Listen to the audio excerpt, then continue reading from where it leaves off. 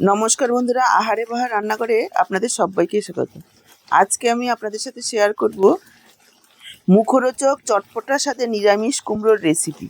এইভাবে কুমড়ো রান্না করলে যারা কুমড়ো খেতে অপছন্দ করে তারাও চেটেপুটে খেতে বাধ্য হবে।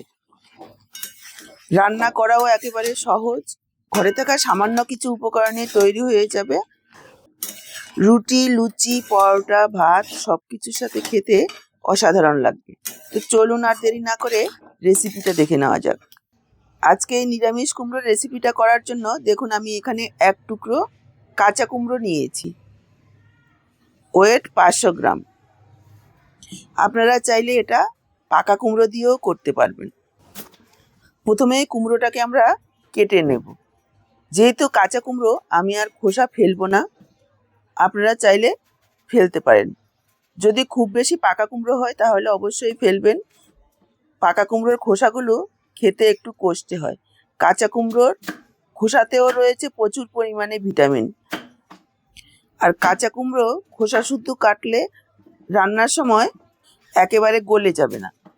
রেসিপিটা শুরু করার আগে ছোট্ট একটা অনুরোধ, আজকের এই নিরামিষ কুমড়োর রেসিপিটা দেখে যদি আপনাদের ভালো লাগে অবশ্যই একটা লাইক করে ভিডিওটাকে শেয়ার করে দেবেন। ইউটিউব থেকে নতুন দেখলে চ্যানেলটাকে সাবস্ক্রাইব করবেন এই রকমের ঘরোয়া দারুণ টেস্টি সহজ রেসিপিগুলো পাওয়ার জন্য। ফেসবুক পেজ থেকে দেখে থাকলে পেজটাকে ফলো করবেন। দেখুন কুমড়োটাকে আমি এইভাবে ছোট ছোট করে কেটে নিয়েছি। আপনারা আপনাদের পছন্দ অনুযায়ী কেটে নিতে পারবেন। এবার একটু ধুয়ে নিচ্ছি। কুমড়োটাকে সাইডে রেখে এদিকে দেখুন নিয়েছি দুটো কাঁচা লঙ্কা আর হাফ ইঞ্চি পরিমাণ আদা। কাঁচা লঙ্কা আর আদাটাকে একটু থেতো করে নেব। আপনারা চাইলে বেটেও দিতে পারেন, তবে এই রান্নাতে একটু থেতো করে দিলেই টেস্টটা ভালো আসবে। হামুদিসা নিয়ে দেখুন এইরকম একটু থেতো করে নিয়েছি। এবার গ্যাস অন করে কড়াই বসিয়ে দিয়েছি। সবার প্রথমেই একটা মশলা রেডি করে নেব। দেখুন কড়াতে নিয়েছি 1 চা চামচ মৌরি, 1/4 চামচ মেথি, হাফ চা চামচ কালো জিরে, দুটো শুকনো লঙ্কা। ঝাল বুঝে যোগ করবেন। এবার লো ফ্লেমে মুচমুচে করে মশলাটাকে ভেজে নিতে হবে।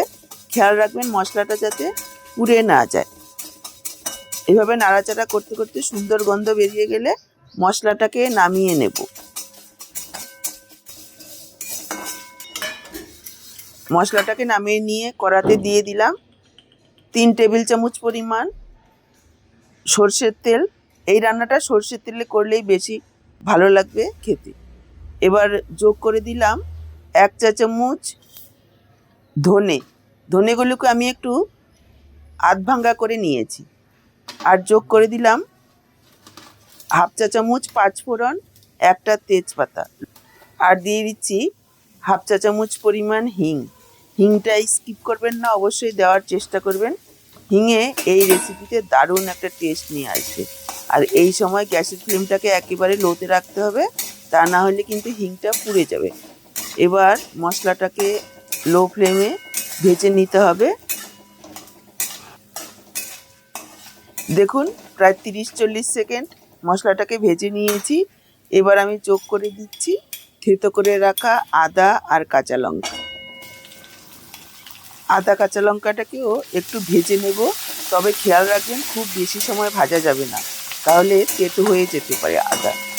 30 থেকে 40 সেকেন্ড পর্যন্ত ভেজে নিলেই হবে। এবার আমি যোগ করে দিচ্ছি 2 মুঠো বাদাম আর ছোলা।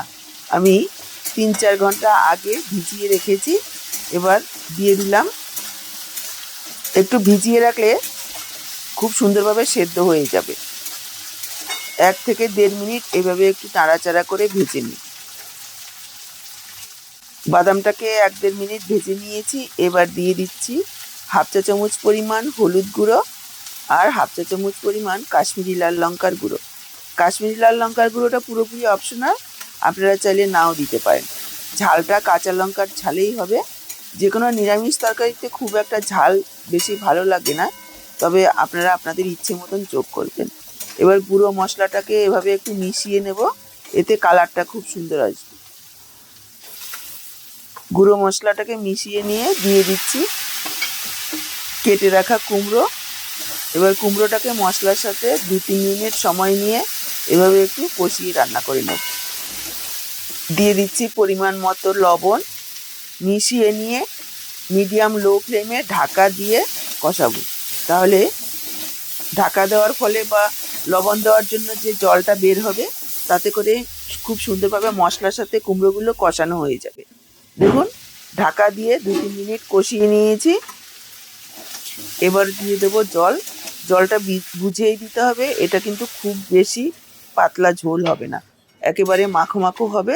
কুমড়োগুলো যাতে সেদ্ধ হয় সেই পরিমাণ বুঝে জলটা দিতে হবে। আমি এখানে 1 কাপ পরিমাণ জল দিয়ে মিশিয়ে নিলাম। এবার ঢাকা দিয়ে 5-6 মিনিট রান্না করে নেব যাতে কুমড়োগুলো খুব সুন্দরভাবে সেদ্ধ হয়ে যায়। তবে খেয়াল রাখবেন যাতে একেবারে গলে না যায়, কুমড়োগুলো যাতে সেদ্ধ হয় অথচ গোটা থাকবে, তাহলে খেতে ভালো লাগবে। দেখুন ঢাকা দিয়ে 5-6 মিনিট রান্না করে নিয়েছি। কুমড়ো ছোলা খুব সুন্দরভাবে সেদ্ধ হয়ে গেছে। এবার দিয়ে দিচ্ছি 1/2 চা চামচ চিনি, যেহেতু নিরামিষ একটু মিষ্টি দিলে খেতে ভালো লাগবে। আপনারা চাইলে এখানে চিনির জায়গায় গুঁড়ো যোগ করতে পারেন। আর দিয়ে দেবো ভাজা মশলাটা। ভাজা মশলাটাকে দেখুন এইভাবে গুঁড়ো করেছি, আধ ভাঙ্গা করেছি। খাওয়ার সময় যখন মুখে পড়বে খেতে ভালো লাগবে, একেবারে মিহি করে গুঁড়ো করলে ভালো লাগবে না। এবারে এই পুরো মশলাটাকেই দিয়ে দেব আর খুব ভালোভাবে মিশিয়ে নেব। ভাজা মশলাটাকে মিশিয়ে নিয়ে গ্যাসটাকে অফ করে দেব। আর এখানে দিয়ে দেব 1 টুকরো লেবুর রস। আপনারা চাইলে আমচুর পাউডারও দিতে পারেন। চটপটা একটা টেস্ট আনার জন্য একটু টক যোগ করতে হবে।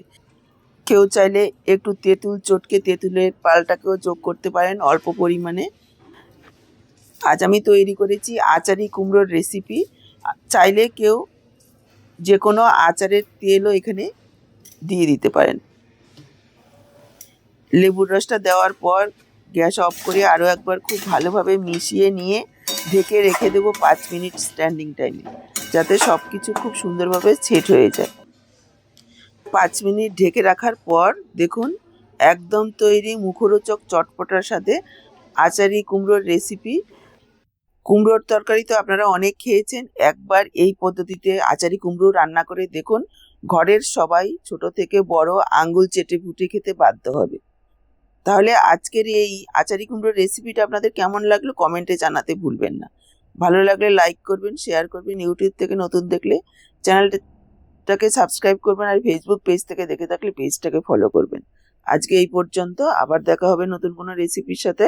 সবাই ভালো থাকবেন, সুস্থ থাকবেন।